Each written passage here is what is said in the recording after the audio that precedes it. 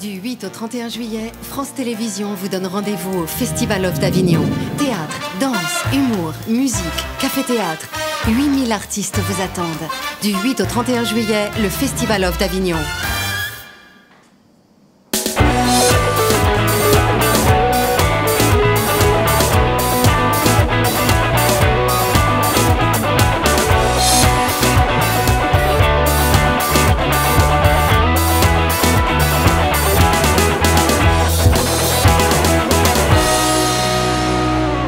Bonsoir, bienvenue en direct du chapiteau du village du Hof en Avignon pour En direct du Hof, ce soir consacré à l'international, à la fois aux compagnies internationales qui sont présentes dans ce Festival Hof d'Avignon, mais également au rayonnement international de ce festival de théâtre. Bonsoir à Greg Germain qui est président d'Avignon Festival et compagnie. Bonsoir David et bonsoir à toutes les auditrices et à tous les auditeurs qui sont là aujourd'hui. Votre association accompagne le Festival Hof d'Avignon depuis déjà 8 années sur le programme, par exemple, cet immense programme qui est édité, sur l'application que l'on retrouve sur les téléphones portables et smartphones, mais également sur des cycles de rencontres, de colloques en accompagnement beaucoup plus large que ce programme. Pas n'importe quel site de rencontre. Oui, le programme, j'ai lu tout à l'heure en le prenant dans une corbeille que ceci n'est pas un programme, c'est une Bible. Et ça, je trouve ça formidable.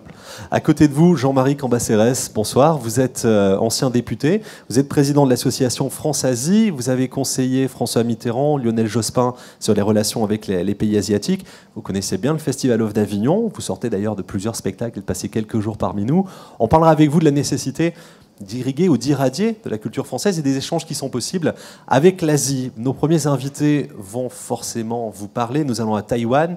Nous allons découvrir une compagnie qui s'appelle la compagnie Freedom Beat. Leur spectacle est à la Condition des Soirs chaque soir à 20h25. Ça s'appelle Sous Terre. Je vais saluer les jeunes choux et Shirley qui assurera la traduction. Bonsoir à toutes les deux. Bonsoir. Nous allons regarder quelques images du spectacle et puis nous allons ensuite en parler et découvrir. Je crois que ça aura besoin de décryptage.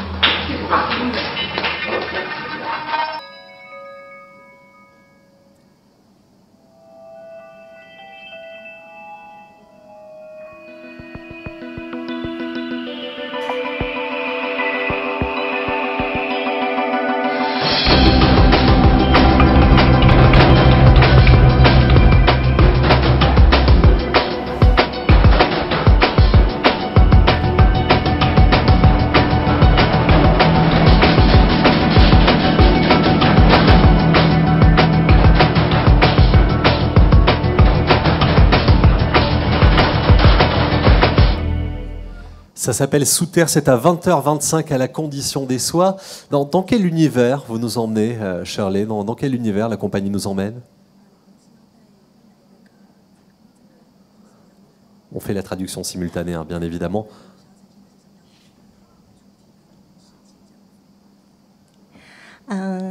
自由集我们从台湾来的自由集。Nous sommes venus de Taïwan, nous appelle Freedom Beat. 这次带来的这一出戏在地底。C'est la nouvelle création, ça s'appelle Sous Terre. 是为了亚维农艺术节的全新创作。C'est la nouvelle création uniquement pour Festival Hof. 那我们在这一出剧里面呢，除了音乐是完全是我们原创性的音乐外，la musique, c'est nous faisons la musique originale. 还有加入了视觉艺术 en rajoutant les arts visuels. 还有一些数位装置 des installations numériques. 然后还有我们的自制乐器，比如说水管啊、铁管啊之类的。Nous inventons aussi des instruments de percussion comme des canalisations, aussi des tuyaux. Et les tubes que l'on a vus sur la vidéo. Comment vous avez connu le Festival Hof d'Avignon ? Qui vous a fait connaître le Festival Hof d'Avignon ? Posez vos questions, Shirley, avec le micro, n'hésitez pas. 你们怎么知道亚维农艺术节的？亚维农艺术节呢，是在国际间非常富有盛名，而且历史非常悠久的一个艺术节。Le festival Avignon Off, c'est très connu en Asie et aussi depuis longtemps, on la connaît très bien. 我想应该所有的人，全世界的人都会知道这个艺术节。Nous pensons tout le monde le connaît. Vous venez pourquoi? Qu'est-ce qu'on vient chercher quand on est une compagnie de Taïwan en Avignon? 为什么你要来亚维农艺术节呢？然后为什么要让全世界人知道台湾？就像我刚刚说的，亚维农艺术节呢是在国际非常有盛名，而且历史非常悠久的。那我想台湾呢，在亚洲也是一个文化非常丰富的一个国家。Comme je disais tout à l'heure, le festival Avignon Off c'est très international et aussi Taïwan c'est un pays avec la culture polyvalente et aussi depuis longtemps. 能够借由这样子的国际的平台 ，et grâce à la Festival Off， 然后能够在这里与不同国家的人、艺术家，然后有不同的文化。On peut rencontrer les artistes dans le domaine de tous les pays internationaux。跟不同的艺术工作者做交流 pour échanger。能够激荡出不同的火花 et partager notre avis， 是让我们觉得非常的开心。et ça nous faisait de bien. Merci de partager tout cela avec nous. Restez avec nous encore quelques instants. Je vais revenir vers Greg Germain et vers Jean-Marie Cambacérès. Déjà, première réaction, Monsieur Cambacérès, on commence avec l'Asie. On commence avec un pays enfin en tout cas un continent qui vous intéresse énormément. C'est pas surprenant de retrouver des Taïwanais comme ça en Avignon, dans un spectacle, dans un théâtre? Surprenant, non, puisque mademoiselle vient d'expliquer pourquoi elle était là, mais en tout cas, très heureux de les rencontrer. Je pense que l'année prochaine, il y en aura peut-être d'autres, de Beijing aussi, de Pékin, mais d'autres pays d'Asie aussi, parce que l'Asie, c'est très grand. Hein. Il n'y a pas que Taïwan et la Corée du Sud. Il faut que la Chine populaire soit représentée, et peut-être l'Asie du Sud-Est aussi, où les Français ont une grande présence au Vietnam, au Laos, au Cambodge, et puis l'Asie centrale aussi, avec des pays comme le Kazakhstan. Je pense qu'il y a un champ énorme de développement pour faire connaître le Festival Off dans tout ce continent. J'ai appris, Greg Germain, cet après-midi en échangeant avec vous, que nous sommes dans le plus grand festival en termes d'accueil de compagnies internationales. Oui, effectivement, il y en a 110 qui représentent en fait 20 pays, 22 je crois, en passant depuis les pays d'Afrique, la Russie bien entendu, la Corée du Sud, le Japon, Taïwan, la Chine aussi qui est présente. On ne peut pas évidemment avoir tout le monde aujourd'hui dans cette émission, mais 110 compagnies étrangères, 320 artistes font effectivement du Festival Off d'Avignon le plus grand festival de compagnies étrangères de France. Et moi, j'ai beaucoup apprécié ce qu'a dit mademoiselle de Taïwan là tout de suite. Effectivement, si les artistes acceptent de venir avec nous célébrer le théâtre, c'est pour nous proposer certes une autre vision du monde, mais aussi écouter la vision du monde que les artistes français a à leur proposer. Et plus tard, je dirais effectivement ce qui se passe justement avec ces différents partenariats que nous signons en ce moment. Ouais, on va parler tout d'abord des compagnies qui sont présentes avec nous en Avignon.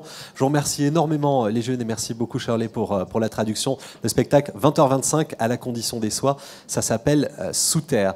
On va vous avoir sur deux axes tous les deux, Greg et Jean-Marie. Greg sur le côté culture, diffusion culturelle dans quelques instants, mais avant ça sur l'aspect vraiment politique et cette volonté d'accueillir à la fois et aussi d'aller diffuser la culture française à l'étranger. C'est une nécessité aussi. Et comment ça s'accompagne, Greg? Je suis désolé que Jean-Marie Cambacérès, qui est un fin sinologue, n'ait pas eu l'occasion de pouvoir échanger en chinois avec les Taïwanaises qui viennent de partir. C'est dommage. Voulez-vous les remercier?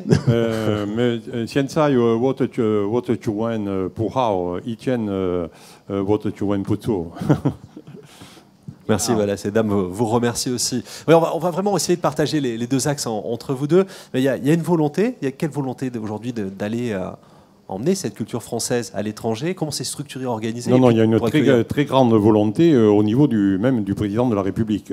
Parce que je pense que ce qu'on appelle le soft power, c'est très important. Le soft power, c'est l'influence culturelle, l'influence des réseaux, l'influence des relations. Ce n'est pas seulement les problèmes militaires ou les problèmes économiques. Et la culture française, avec la francophonie, qui touche non seulement la France, mais plus de 200 millions de personnes dans le monde, le président de la République en a parlé lui-même quand il est allé à Pékin et à Shanghai. Je pense qu'effectivement, il y a une grande volonté. Encore faudrait-il qu'en France aussi, on valorise aussi ce qui se passe dans le Festival Off d'une manière plus importante, ce qui ferait que quand on en parle à l'international, on sache qu'en France aussi, il y a une grande reconnaissance. Et moi qui suis ces problèmes depuis longtemps, puisque je suis venu il y a 2 ans avec François Hollande quand il était simplement candidat à la présidence de la République, je suis revenu l'année dernière et j'ai beaucoup insisté pour qu'il passe dans le Haut, dont le président est venu lui-même ici. La ministre est passée aussi cette année rapidement. Je pense qu'il faudrait une conférence nationale sur le spectacle vivant et sur le off, que ça soit reconnu. Parce que Greg ne me contredira pas. Je crois que le Festival On n'a pas besoin d'argent. Il a besoin de beaucoup de relations, de visibilité. Après, ils savent se débrouiller. Et je pense qu'il y a un deuxième axe aussi qui pourrait être utile pour toutes les compagnies qui sont là, c'est qu'au niveau culturel, de la politique culturelle du ministère de l'Éducation nationale, aussi, pas que du ministère de la Culture, il y ait l'enseignement de l'éducation artistique pendant le parcours scolaire. Je pense que ces 2 choses seraient très importantes pour l'avenir et on va un peu y travailler cette année. Ouais, c'est une très belle ambition. Besoin de relais, Greg Germain, le Festival Off aujourd'hui besoin de relais ? Nécessairement. Qu'est-ce que les étrangers comme les Français viennent chercher au Festival Off, hein ? On a dit qu'ils venaient faire 4 choses. Vendre leur spectacle, puisqu'il faut diffuser un spectacle. Jouer devant des publics, c'est formidable. Les publics entiers de France se donnent rendez-vous dans le Festival Off. Avoir un article de presse, c'est très important. Et, comme je l'ai dit, jouer dans la durée. Pour moi, ce qui est échanger aussi les imaginaires, nous proposer des visions du monde différentes. C'est ça le métier d'acteur et c'est ça la culture véritablement. En fait, ce dont nous avons besoin, c'est des relais pour faire venir les publics, pour faire venir les programmateurs, ceux qui achètent. Et c'est en cela qu'on a besoin du ministère de la Culture et qu'on a besoin de l'institution, entre guillemets. Jamais pour de l'argent. Ce sont des choses qui fâchent, surtout quand on a des budgets aussi contraints qu'en ce moment.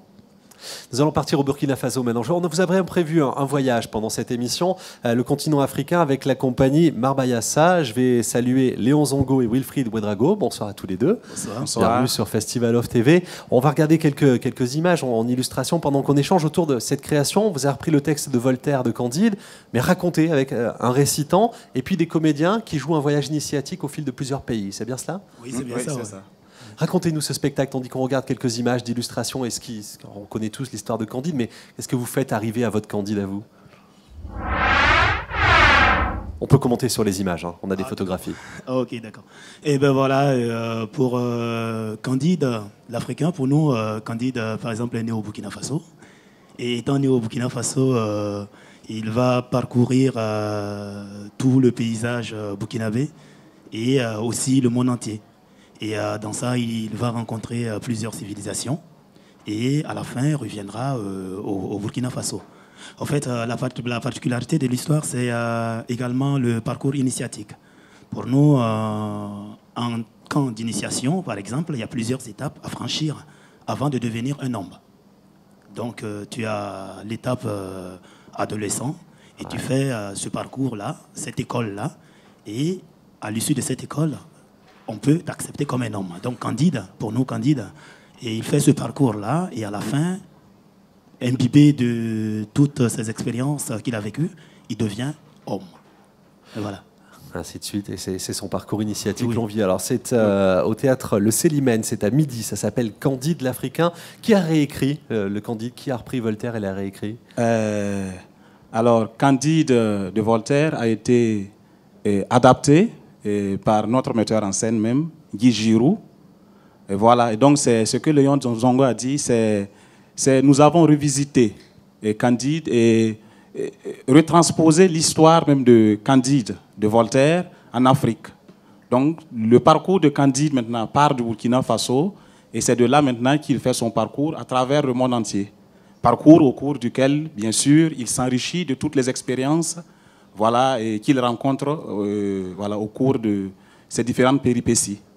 Greg, quand tu parlais tout à l'heure des échanges et de la véritable culture, on est en plein dans un parcours initiatique là aussi, lorsqu'on vient à la rencontre des autres et dans les échanges. Mais c'est là qu'on s'aperçoit justement. Enfin, alors j'ai beaucoup de plaisir à regarder les Burkinabés, d'abord parce que j'ai rencontré à une époque Thomas Sankara, le président, et nous sommes un peu jumeaux puisque je suis né le même jour et la même année que Thomas Sankara.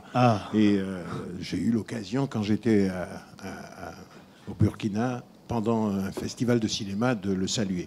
Oui, là encore, c'est bien le témoignage que la culture est absolument universelle et transfrontière. Effectivement, les parcours initiatiques, celui de Candide, notamment ce Candide de Voltaire, qui se fait entre l'Espagne, la France, l'Allemagne, etc., on s'aperçoit bien qu'on peut aussi le faire en Afrique, et c'est en fait changer en échangeant sans se perdre ni se dénaturer, comme dit Glissant, en ce qui concerne la fréquentation de l'homme avec l'homme. Pour moi, ça, c'est éminemment culturel. Et le Festival of, justement, cela permet cet échange d'imaginaire qui est, je crois, nécessaire à la progression de l'homme lui-même. Vous le vivez comme ça? Vous avez des rencontres avec d'autres artistes en marge du spectacle? Oui, on a des rencontres avec d'autres artistes. Aujourd'hui, par exemple, il y a eu Clémentine Célarier qui est venue, et donc, du coup, on a beaucoup échangé sur le spectacle. Et elle était vraiment très contente du spectacle. Elle est venue vous voir? Clémentine est venue vous voir? Oui. Ouais. Et il y a aussi ce que le monsieur disait tout à l'heure, c'est aussi cette envie d'échange interculturel et qui me rappelle quelque chose. Il y a quelque chose que j'ai entendu. Il y a une phrase qu'un monsieur a dit un jour dans la rue comme ça et il a dit « Tous les chemins ne mènent pas à Rome, mais tous les chemins mènent à l'homme. » Oui. Donc je crois que quelque part, Avion, c'est cette plateforme-là qui nous permet à tous de nous rencontrer, de nous regrouper et d'échanger, de donner le peu qu'on a et aussi de recevoir de l'autre. Donc je crois que, quelque part, l'œuvre de Candide aussi, que nous avons réadaptée, revisitée à notre façon, c'est aussi notre façon aussi de donner. Voilà. Et aussi de se dire aussi que, déjà, Candide de Voltaire, c'est un conte. Et qui dit conte, dit déjà Afrique. Voilà. Et voilà. Et nous, en tant qu'Africains, déjà, cette œuvre Candide de Voltaire, ça nous parle déjà. Et d'autant plus que l'histoire est universelle. L'histoire de Candide, c'est une histoire universelle qui nous parle à tous. Et donc voilà, l'envie aussi est partie de tout cela. Et je crois que voilà, c'est que du bonheur. Voilà. Merci Wilfried, merci beaucoup Léon. Le spectacle est à l'affiche du théâtre Le Célimène, c'est à midi. Ça s'appelle Candide l'Africain. Greg Germain, on revient au rayonnement international du Festival of d'Avignon. Qui sont les ambassadeurs?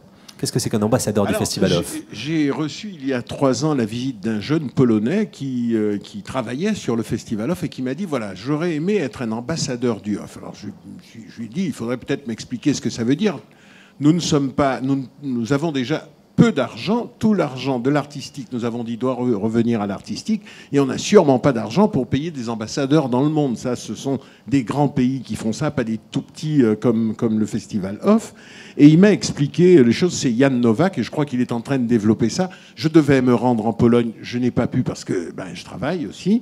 Et il est là encore cette année, je crois, et nous avons une rencontre à ce propos pour vraiment développer ça avec les pays de l'Est. Mais je vois qu'il y a déjà des Russes. Donc, c'est pour tout à l'heure, c'est vrai. Mais inutile d'aller en Pologne, on a les images. Voici Jan Nowak qui nous explique son travail. Il est ambassadeur du Festival Off à Varsovie. En Pologne, on a déjà un bureau qui fait la promotion du off. On a signé des conventions avec des journaux, des revues qui traitent du théâtre. On publie des articles, on fait des actions auprès des écoles en disant aux élèves qu'il y a un festival qui existe. On leur propose des petits documents qu'ils lisent, qu'ils travaillent là-dessus. Là, en 2014, on va venir avec une équipe de la télé polonaise qui va tourner un film documentaire sur le off, qui sera après diffusé dans des écoles, sur les chaînes nationales, pour faire vraiment cette promotion. Il y a un vrai travail qui est fait, qui commence à se mettre en place, ce maillage du territoire, finalement de la planète entière, autour du Festival of d'Avignon. J'ai croisé aussi les organisateurs du Festival d'Edinburgh du Fringe en Écosse, qui étaient là et qui sont venus piocher des idées, accueillir des compagnies, mais un petit peu sourcer aussi et voir comment ça fonctionne ici, pourquoi ça marche ici aussi. Même si c'est beaucoup plus grand, on vient quand même prendre l'info à Avignon. Oui, parce que c'est un système assez unique, comme on le sait. C'est la grande vertu cardinale. Les vertus cardinales du Festival Off, c'est l'échange qu'il y a entre les publics, les compagnies et les lieux. Puisque les compagnies acceptent de faire 30% de réduction à tous ceux qui sont porteurs d'une carte publique adhérent, ce qui fait que nous avons 78 000 adresses mail valides de gens qui aiment le théâtre, et qui nous permet justement d'avoir une télévision, une web télévision, ce qui fait que le Festival Off n'est plus seulement sur le temps du mois de juillet dans un territoire donné, mais partout dans le monde et pendant toute l'année. Le Fringe est venu voir comment ça peut se faire. Mais vous savez, les systèmes anglo-saxons sont des systèmes extrêmement libéraux et il n'est pas question pour eux de laisser... Enfin bon... Pas tout à fait dans le même système qu'ici. L'idée, malgré tout, c'est de recevoir, et je le ferai l'année prochaine. Nous n'avons pas pu le faire cette année parce que nous avons eu beaucoup d'innovations. Nous allons mettre en place l'année prochaine une rencontre de tous les fringes du monde, notamment en commençant par le fringe de Pékin, avec lequel j'ai rendez-vous le 24 mai. Mais l'année prochaine, nous aurons un temps, 2 jours peut-être, avec une dizaine de fringes du monde. Nous avons signé des partenariats avec la Corée du Sud, avec Taïwan, avec le Beijing Fringe Festival, avec Okinawa. Donc tout cela va se rencontrer l'année prochaine sur le Off et on va vraiment décider comment mettre toutes ces imaginaires, tout ensemble pour que les Français puissent circuler et aller dans ces pays d'Asie dont parlait Jean-Marie Cambacérès, où peut-être notre culture est un petit peu absente et on devrait y faire quelque chose. Je pense au plus grand festival. Jean-Marie Cambacérès, Greg Germain, je vous présente Savannah Massé, c'est la blogueuse du Off, elle aussi à charge de faire rayonner ce festival à l'international certainement et sur Internet. Sur le blog de Mediapart, tu as choisi 2 spectacles pour aujourd'hui. Le premier, c'est Narcisse, où l'amant lui-même, c'est au Théâtre du Balcon.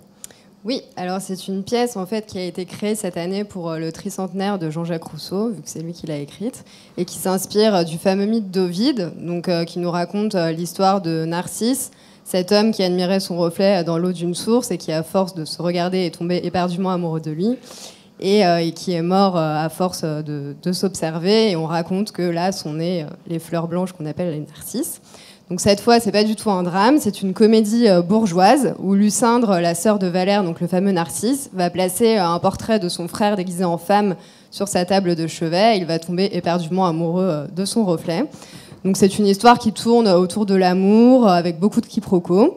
Énormément d'humour, donc aussi bien à travers la mise en scène que le jeu des comédiens. Donc ça renforce énormément le comique du texte. Donc les comédiens interprètent avec beaucoup d'ironie tous les personnages. Donc on relève notamment Olivier Broda, donc qui est un valet un petit peu grand guignolesque, qui est vraiment très drôle. Donc c'est une comédie très divertissante et très plaisante. Deuxième spectacle, Vivarium S01E2, c'est ça, c'est une formule chimique? Oui, alors non, c'est saison 1, épisode 2. Ah merci, j'ai pas l'habitude des séries. C'est au Girasol. Exactement, donc c'est une enquête policière qui reprend l'histoire et le parcours d'une mère qui a commis 4 meurtres atroces. Et donc on est plongé dans un décor assez original. Il y a énormément d'écrans télévisuels sur lesquels sont retranscrits des bribes d'images, des sons, des chiffres qui défilent. Et en fait, ça nous plonge un petit peu dans ces univers de séries américaines qu'on retrouve pas mal depuis quelques années. Sauf qu'on reste quand même bien dans le monde du théâtre, dans un huis clos assez, qui tourne autour d'une investigation. Et puis, il y a un aspect assez névrosé là-dedans. Et on est vraiment happé par tout ce qui se passe et avide en fait, de savoir quelle tournure vont prendre les choses, si la mère est coupable, de quoi va-t-on vraiment l'accuser. Et surtout qu'il y a une fin pleine de suspense. Merci beaucoup à Savannah Massé, c'est la blogueuse du Off. Vous la retrouvez sur le site de Mediapart avec son blog sur le festival. Merci Savannah. Merci David. Merci beaucoup et à demain.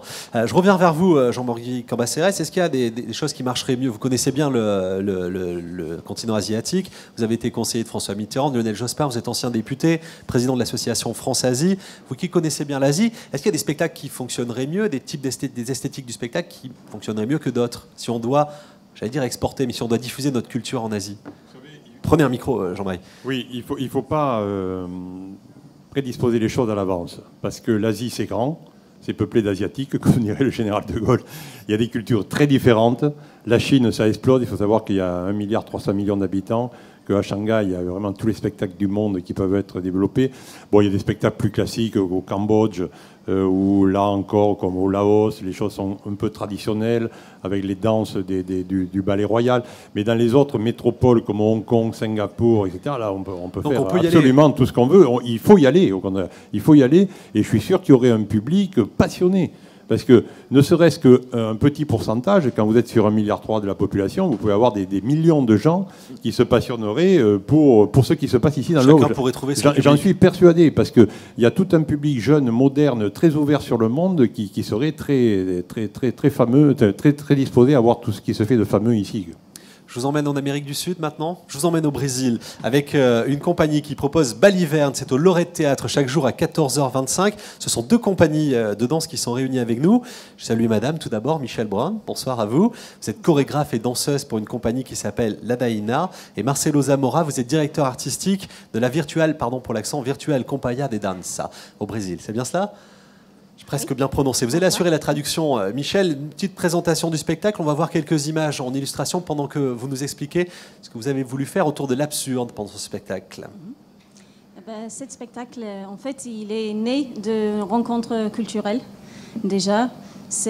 On s'est rendu compte, en fait, quand on s'est vu qu'on était tous dans une situation d'être étrangers dans le pays où on habitait.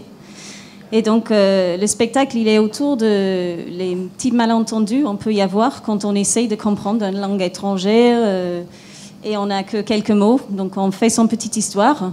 Donc, c'est plein de petites scènes, en fait, qui sont autour des différences culturelles, de l'âge, de taille. Essaye de garder un peu maîtrise sur une situation qui nous échappe. Comment vous avez créé ce spectacle? Qui l'a écrit? Qui l'a chorégraphié? L'idée est venue de Marcel. Et la chorégraphie a été moi et Armando Pequeno, qui est chorégraphe brésilien, avec qui on travaille depuis un bon moment. Marcelo, comment vous êtes allé chercher les compagnies qui vous accompagnent et les artistes qui vous accompagnent? Comment que você procura as companhias que colaboram? Na verdade, isso aqui foi uma casualidade. Eu programou festival de dança no Brasil, festival internacional. Eles foram nossos convidados em 2010 e a partir daí surgiu a initiative de fazer essa coprodução também com a nossa companhia. En fait, ce spectacle, c'est particulier parce que Marcelo, il est aussi programmateur d'un festival au Brésil, aussi directeur de la compagnie, mais aussi programmateur. Et nous avons été invités avec Armando de présenter notre travail à son festival. En fait, la rencontre s'est faite et le spectacle, il a surgi un peu. Il s'est né tout seul un peu. Comment vous êtes venu en Avignon? Le déclic se fait comment? Ou la connaissance du Festival d'Avignon se fait comment, du Festival Off? Como conhecia o festival? Pelo fato de ser também programador de festival, é inevitável conhecer o Off, conhecer Avignon e conhecer o Off. E a partir daí, quando surgiu a possibilidade, a partir de uma conversa com ele, se transformou numa meta e num sonho, enquanto programador e também enquanto companhia, estar aqui no festival e entender toda essa maquinaria maravilhosa e espetacular que é a própria estrutura de Avignon. En étant programmateur, déjà, c'est incontournable de connaître le Festival d'Avignon. Tout le monde connaît. Et donc, à partir d'une discussion que nous, on a eue ensemble pour l'avenir de ce projet, la possibilité de venir à Avignon a été un rêve réalisé. Aussi bien en tant que programmateur pour aller voir plein de choses qu'en tant que compagnie pour venir se produire ici.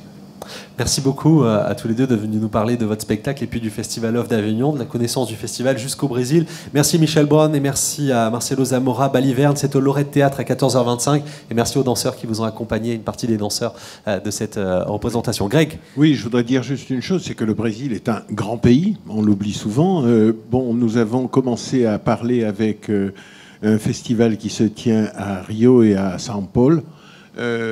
D'abord à Sao Paulo avec Sergio, je viens d'oublier son nom. Sergio Venitz. Exactement. Et probablement l'année prochaine, ça n'a pas pu se faire cette année, mais l'année prochaine, nous allons avoir un vrai partenariat et donc essayer d'envoyer 6 compagnies françaises, parce que c'est ça l'idée aussi, c'est d'envoyer des compagnies françaises au festival à Sao Paulo et de recevoir des compagnies brésiliennes. Bravo en tout cas. Merci beaucoup. Merci à tous les quatre.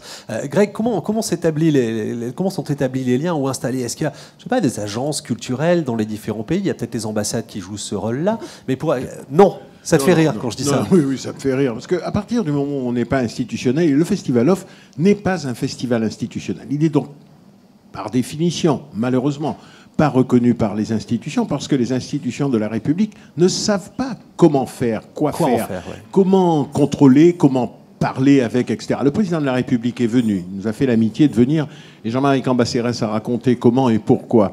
Pour autant, j'ai vu la ministre qui est passée ici au pas de charge, nous n'avons pas encore pu parler. J'espère bien qu'en rentrant à Paris au mois de septembre, la ministre, malgré son calendrier qui doit être extrêmement chargé, va quand même nous rencontrer pour écouter, entendre en tout cas, ce que nous avons à lui dire. Et je le dis en connaissance de cause avec Jean-Marie Cambacérès à mes côtés, puisque je connais les réseaux de M. Cambacérès, et je crois qu'il saura faire entendre ce genre de récrimination, mais ce n'est même pas des récriminations, ce genre c'est un de appel, demande, c'est une demande et un appel. Dans les bonnes oreilles. Vous transmettez, merci à vous. Il y a eu un petit peu de mouvement pendant ce plateau, parce qu'on vient d'installer l'Ensemble national académique des instruments populaires russes. Je vous voyais très admiratif, notamment M. Cambacérès, qui, pendant que Greg parlait, regardait très attentivement les musiciens qui viennent s'installer. On va découvrir ce spectacle. Vous avez un micro. Oui, je regardais non seulement les costumes, mais les instruments aussi. Après, je vais voir ce qu'ils vont nous dire. Mais... Et puis les filles aussi, quand même. Bon. Ah mais ça, moi, je ne vois pas parce que j'ai monsieur d'abord. Les projecteurs, les contre-jours, évidemment. 21h50, c'est au Trois Soleils. Ça s'appelle la foire de Sorochintsy. C'est, je vous le disais, l'Ensemble national académique des instruments populaires. Je vais saluer Vyateshla Kornichenko, qui est metteur en scène, et je salue également Natalia Sarikova, qui est traductrice, qui sera l'interprète aujourd'hui. Parlez-nous de ce spectacle, parlez-nous de la tradition russe que vous venez représenter ici en France pendant le Festival Off. Dans le micro, qu'on profite de la traduction, Natalia. Oui. On peut profiter de la traduction. Да, я понял вопрос, я расскажу о спектакле, Наталья будет переводить. Спасибо. Спектакль наш немножечко... Он как русская душа, понимаете? Мы хотели поделиться своей частичкой своей теплоты, своей любовью ко всему миру, ко всем народам, ко всем людям. И, в общем-то, сделали спектакль в традициях русского, славянского, площадного театра. Notre spectacle, c'est un peu comme l'âme russe. C'est le spectacle traditionnel et on l'a créé dans l'esprit des traditions du théâtre traditionnel russe, théâtre populaire. И в этом спектакле, начинается он с того, что, как настоящие скоморохи, начинают рассказывать сюжет знаменитого писателя Гоголя. И каждая сцена несет свой определенный настрой, свою определенную атмосферу, свою энергетику. И спектакль этот, он построен на этих ощущениях, на этой энергетике, на этих атмосферах, и нужно считывать его именно вот с этой точки зрения. Сюжет в этом спектакле не очень важен. Главное действующее лицо — это, конечно же, музыка. И с огромной любовью к музыке, с огромной любовью вот к русской традиции мы этот спектакль и создавали. Natalia. Oui, en fait, c'est les buffons russes qui présentent ce spectacle, qui racontent cette histoire. Après, durant le spectacle, ils se déguisent en tel ou tel personnage et créent des scènes différentes. Mais ce qui compte dans ce spectacle, c'est plutôt l'atmosphère, c'est plutôt la couleur de la foire russe populaire, c'est la musique. C'est tous ces petits détails, c'est peut-être pas le sujet qui compte, parce que le spectacle est créé de scènes différentes qui représentent la vie russe populaire, la vie russe traditionnelle. C'est plutôt ça.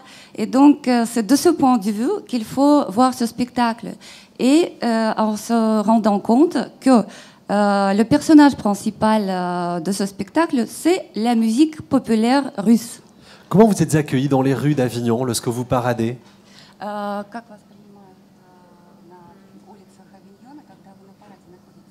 Ой, это потрясающее ощущение, это просто какой-то невероятный успех. И нас очень любят, все встречаются, даже идут за нами кортежем таким, сопровождают нас, фотографируют, снимают, просят наши флаеры. В общем, очень успешно. C'est vraiment fascinant. On n'attendait même pas qu'on nous accueille comme ça, ici à Avignon. Mais après, en bout d'un moment, il y a une sorte de cortège qui nous suit dans les rues d'Avignon. C'est une vraie fête, ouais. C'est pour ça que je vous posais la question. Ouais.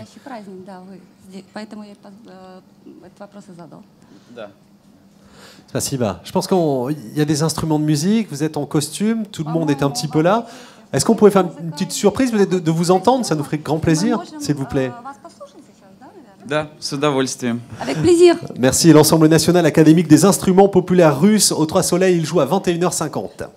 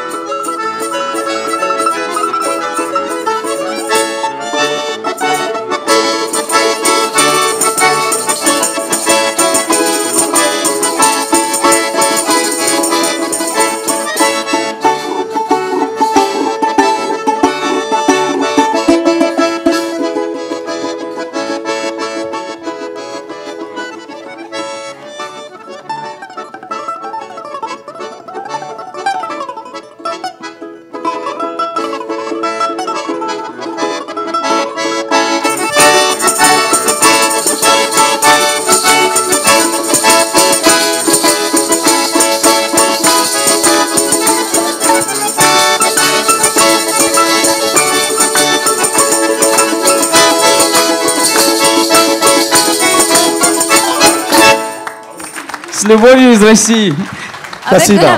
Merci beaucoup. Avec l'amour russe de la Russie. Merci beaucoup pour ce moment de partage. Rendez-vous à 21h50 au Trois Soleils, c'est jusqu'au 28 juillet. Greg Germain, vous avez passé un bon moment? Oui, vous avez fait un beau voyage? C'est la première fois que je participe à une émission tout entière et c'est bien, je suis très très heureux. Oui. Jean-Marie Cambacérès, vous promettez de nous soutenir et nous emmener peut-être en Asie très bientôt? Pas la Web TV, mais les artistes, avec le micro s'il vous plaît.